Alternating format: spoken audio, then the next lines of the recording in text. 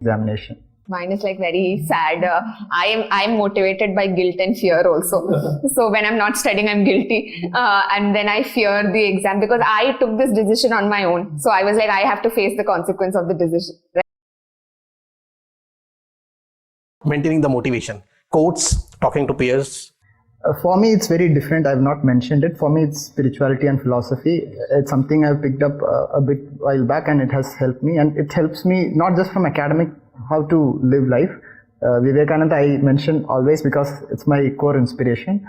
And I read a lot of books and try to practice some. And it's not just a theoretical thing. It's a very practical thing. And your brain needs to be sharp. Your concentration should be there. Your focus. That efficient reading and putting your whole into this process.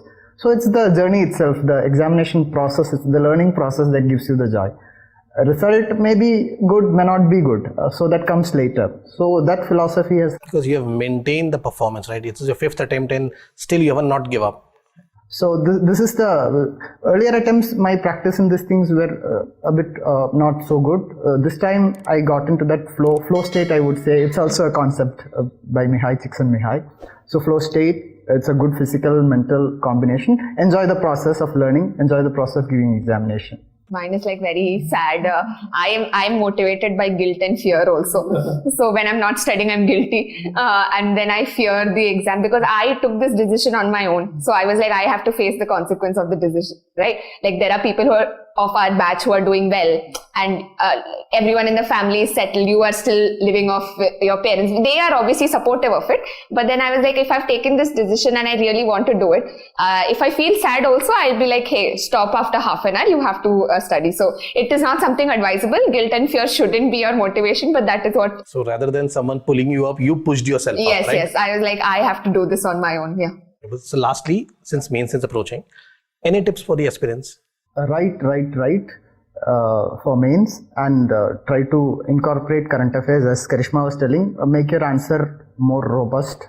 Put figures, put facts, structure it well and approach it, and try to address the essence of the question. Sometimes what happens is we get misled by some of the portions of the question, but there is an essence to the question.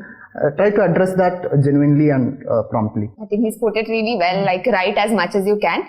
And another thing is that don't expect yourself to have some superpower on the day of the exam. If you don't do the same thing during the preparation, it will not come on the day of the exam.